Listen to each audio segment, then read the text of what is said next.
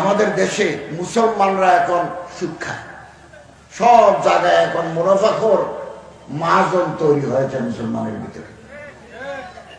হুজুর আকরাম সাল্লাল্লাহু আলাইহি ওয়াসাল্লাম বলেন, যারা ঘুষ খায়, যারা সুদ খায়, আল্লাহ এবং আল্লাহর রাসূলের পক্ষে যুদ্ধের ঘোষণা দাও তাদের বিরুদ্ধে।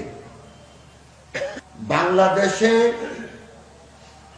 20,000 সংস্থা আপনার পাশাপাশি ঘুরে আপনার কর্জ দেওয়ার জন্য, মাইক্রো ক্রেডিট, ক্ষুদ্র ঋণ দেওয়ার জন্য।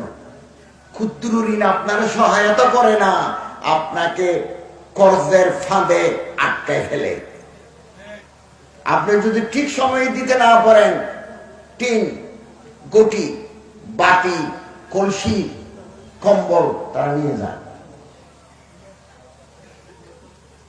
আমি নয় দিগন্ত আর্টিকেল লিখেছি বহু আগে। তারা এগুলোকে বলতেছে সোশ্যাল বিজনেস। আমাদের শিক্ষক, নোবেল বিজয়ী ডক্টর মোহাম্মদ ইউনূস, আমরা যখন চট্টগ্রাম বিশ্ববিদ্যালয়ে অনার্স পড়ি, কোন সালে, এ জামানার কথা নয়, 1977 ইংরেজিতে, আমি যখন ফার্স্ট ইয়ার অনার্স পড়ি চট্টগ্রাম বিশ্ববিদ্যালয়ে, ডক্টর মোহাম্মদ ইউনূস সাহেব আমাদের স্যার, উনি ইকোনমিক্স বিভাগের প্রফেসর ছিলেন। জোবরা গ্রামে ওই লেবু, ছাত্রদের মাধ্যমে লেবু গাছ লাগাইতেন। ওখান থেকে তিনি গ্রামীণ ব্যাংক চালু করেছেন। প্রথম যে কর্জ নিছে, মাইক্রো ক্রেডিট, ক্ষুদ্র ঋণ দিছে, খুব সম্ভবত তার নাম সুফিয়া খাতুন। সুফিয়া খাতুনই প্রথম গ্রামীণ ব্যাংকে টাকা নিছেন সুদের বিনিময়ে। এখন গ্রামীণ ব্যাংক, গ্রামীণ এখন না ব্যাংক, তখন ব্যাংক ছিল না, গ্রামীণ সংস্থা।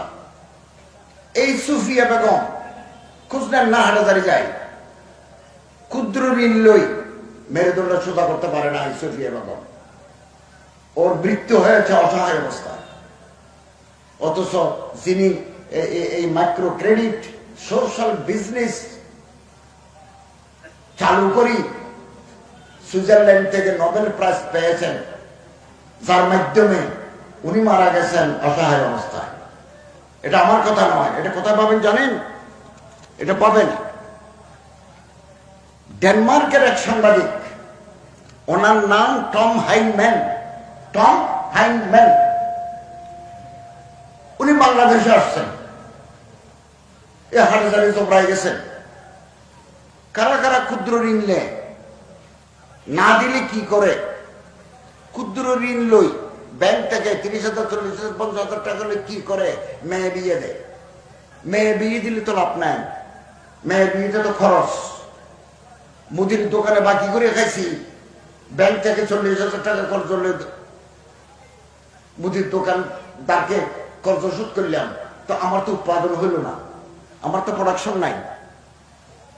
তারপরে আসি, ব্যাংকের লোক আসি, টিন খুলে নেয়,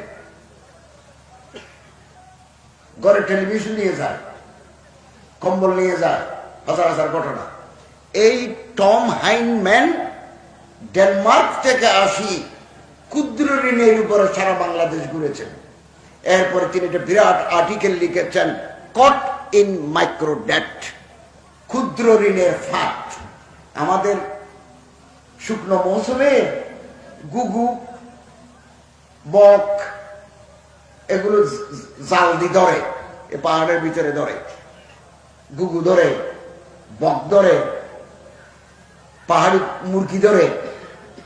তো উনি আর্টিকেল লিখেছেন, কট ইন মাইক্রো ডেট, ক্ষুদ্র ঋণের ফাঁদ। একেবারে বিস্তারিত বর্ণনা আছে। তো এই অবস্থা থেকে যদি বাঁচতে চাই, আমাদের ভাবতে হবে, চিন্তা করতে হবে।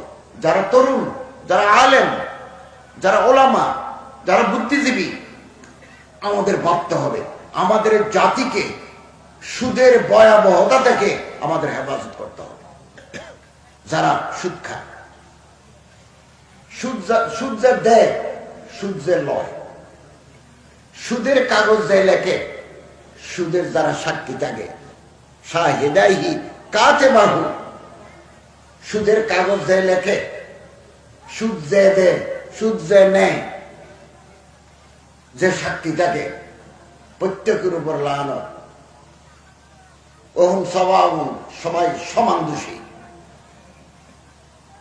36 বার জানা করলে যত বড় গুনাহ, 1 দিরহাম 1 টাকা সুদ খাইলে, দিরহামুন ওয়াহিদুন, 1 দিরহাম 1 টাকা সুদ খেলে 36 বার জানা কর আসাধ্য, 36 বার জানার চাইতেও বড় গুনাহ হবে।